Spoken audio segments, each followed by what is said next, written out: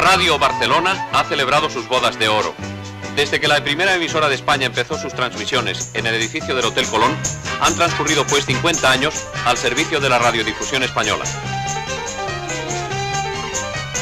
Con este motivo, en los estudios actuales de la emisora, se celebró una exposición conmemorativa en la que podían contemplarse algunas de las antiguas instalaciones y aparatos utilizados en sus comienzos.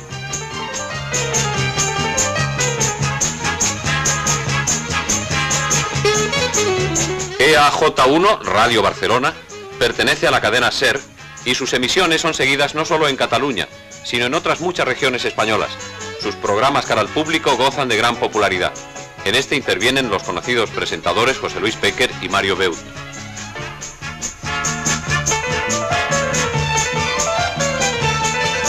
Una excelente discoteca suministra la música adecuada para cada programa.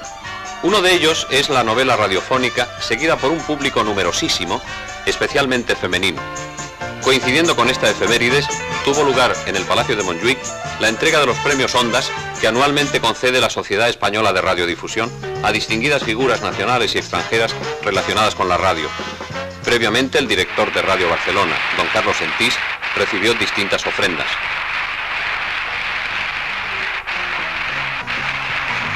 Entre los premiados podían verse caras muy conocidas como Lía Aulla, que recibió su trofeo de manos del cantante Junior. Tipi Coll, a quienes entregó su trofeo Luciana Wolf. Jesús Hermida, que recibió el suyo de manos de Analía Gadé. Y otras muchas figuras conocidas y famosas en el ámbito de la radiodifusión nacional y extranjera. El acto concluyó con una cena de gala, al final de la cual el ministro de Información y Turismo, don León Herrera y Esteban, pronunció unas palabras de homenaje a la radio que fueron muy aplaudidas por todos los asistentes al acto.